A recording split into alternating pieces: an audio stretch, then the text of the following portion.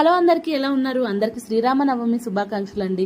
Today అయితే పండగ చాలా సింపుల్గా జరుపుకున్నానండి. మా వారికి ఆఫీస్లో ఆడిటింగ్ ఉందనగానే ఇంకా మార్నింగే వెళ్ళిపోయారండి, లీవ్ లేదు. ఇంకా నేను మా బాబు మాత్రమే ఉన్నాము. మార్నింగ్ ఫ్రెష్ అయిపోయి ఇల్లు మొత్తం శుభ్రం చేసేసుకొని దేవుడికి నైవేద్యం చేశానండి. కొంచెం పానకం వడపప్పు చేసి పూజా కార్యక్రమాలన్నీ కంప్లీట్ చేసేసుకున్నాము. తర్వాత నేను ఇంకా మా ఊర్లోనే రాములవారి టెంపుల్ ఉందండి. టెంపుల్లో కళ్యాణం జరుగుతుంది కదా ఎవ్రీ ఇయర్. సో ఇంకా కళ్యాణం దగ్గరికి వెళ్ళామండి. ఇంకా కళ్యాణం కంప్లీట్ అయిపోయిన తర్వాత మాకు దండం పెట్టేసుకున్నాము. తీర్థ ప్రసాదాలు అన్నీ ఇచ్చారండి. ఇంకా దండం పెట్టేసుకొని తీర్థ ప్రసాదాలు తీసేసుకొని మా బాబుని చక్కగా చదువు రావాలమ్మా అని కోరుకోమని చెప్పానండి. ఇంకా వాడు ఏం కోరుకున్నాడు నాకైతే తెలియదు. ఇంకా దండం పెట్టేసుకున్న తర్వాత మాకు అక్కడే భోజన కార్యక్రమాలు కూడా అరేంజ్ చేశారండి. అన్నదానం చేశారు.